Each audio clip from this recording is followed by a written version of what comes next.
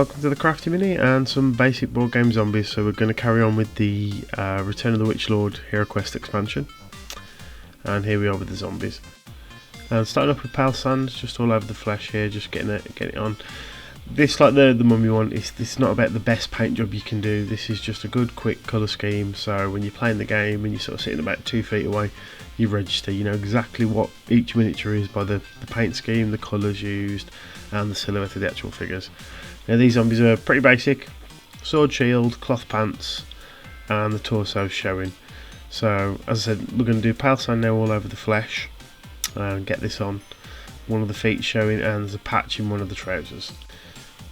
Right, we're coming in now with I think it's called a light sea grey, and again, like all the paints, just use a wet brush, thin down your paints a bit because you don't want to lose any details on the actual miniature, and just going in there and painting the trousers on each one. So in the video you're going to see me paint the one miniature in real time. I mean the footage is sped up, but it's really quick. It's about 2 minutes for each sort of colour, and a minute for the washes, and then done. And then in the background you'll see the other 4 zombies being painted in the exact same way. So just going in there, painting all the trousers.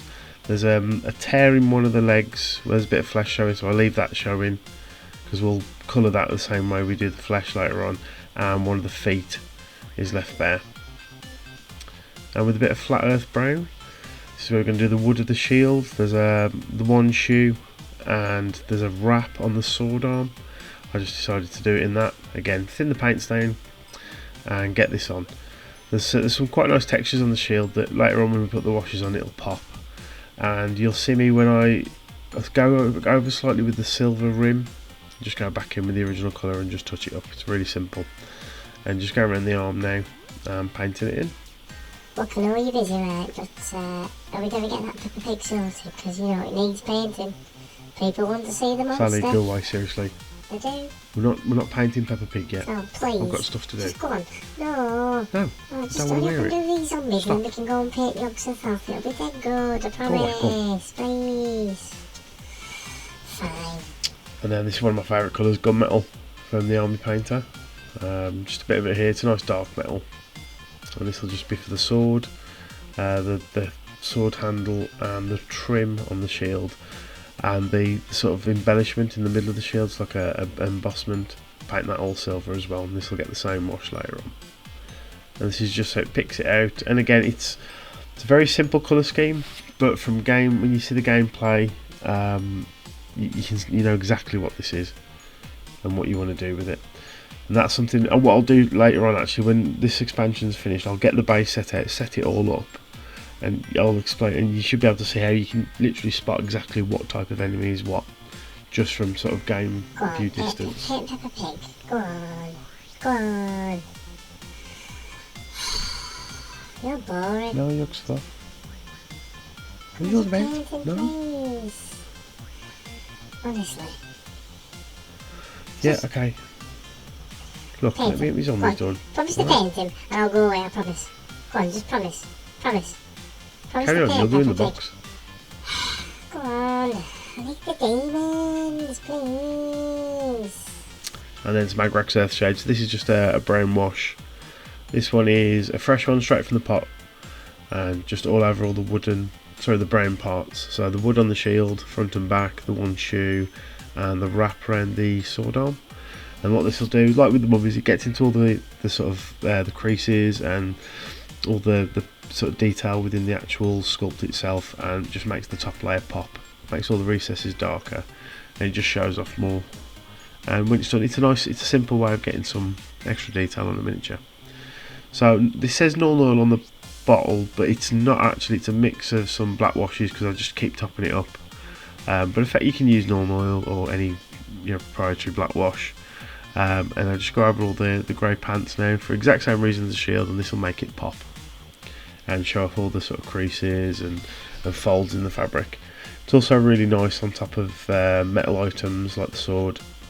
It just makes them look a bit grungy and a bit dirtier, and considering these are zombies and they're probably walking around a crypt for what, 20-30 years rotting away, they're not going to have all the best kit. So just going in, let's see here, I'm just on the sword and getting it all to pop. If I promise not to interrupt another one of your videos, will you promise to paint Yogsworth off Peppa Pig, please? And then just so the colour scheme, again, see it's really identifiable, I'm going to go for a simple, just a green wash over the skin. I could go in and blend colours and highlight and everything, but I just want to get these done so they're ready to play.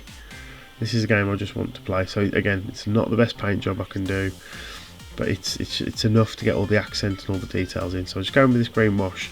You can't really see it much at the moment, but when we come to the final shots, it really does tint that pale sand that we put on initially. And this green is going to be, it'll look completely different to the green that's on the mummies, and what you'll see later on when I do a full reveal of the base set on all like the goblins and the orcs as well. And with the different colours, the different browns and things, it all matches up, so they all make their own unique silhouette and colour schemes. And we'll be using washes as well, so straight from the pot, putting it over.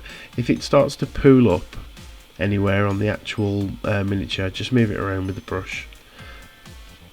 You just want to make sure you don't lose any of that detail. So again, same as the mummies we did earlier, the German grey, so it's a nice sort of bluey sort of black slate. I prefer this to the bases than just doing solid black. But again, just go around, take the time around the feet, make sure I don't go on any of the details, bring it all around, and then just finish off the rim. Nice and simple. And again, it's just one of those things, it makes the miniature pop. And they've all got a uniform base. It's nice to do things with like textures and sand and things, but for a board game, just nice and simple. Painting, painting, painting, painting. I can be more bloody annoying than you. Painting. And then going back in with the medium sea grey that I've already got on my palette, just water it down a bit more, and just going in and just adding a little bit onto the zombie's hair. I can also see it a lot clearer now because the green wash has actually gone into the recesses, and there's like bald spots on the back of the head. I will take a bit more time with this. I'm just going on each one, paint the hair, and then when that's finally dry, we'll go in and finish this miniature. Back with the black wash, the in quotes normal oil, and just going in, chucking it all over the head and where the hair is, and again it just makes all the little individual strands of hair pop and shows all the texture and detail on them. Thank you very much for watching, and we'll see you on the next episode. We've got something a bit special. What do you mean special? Cheers. Are we going to... Oh, we're going to paint it.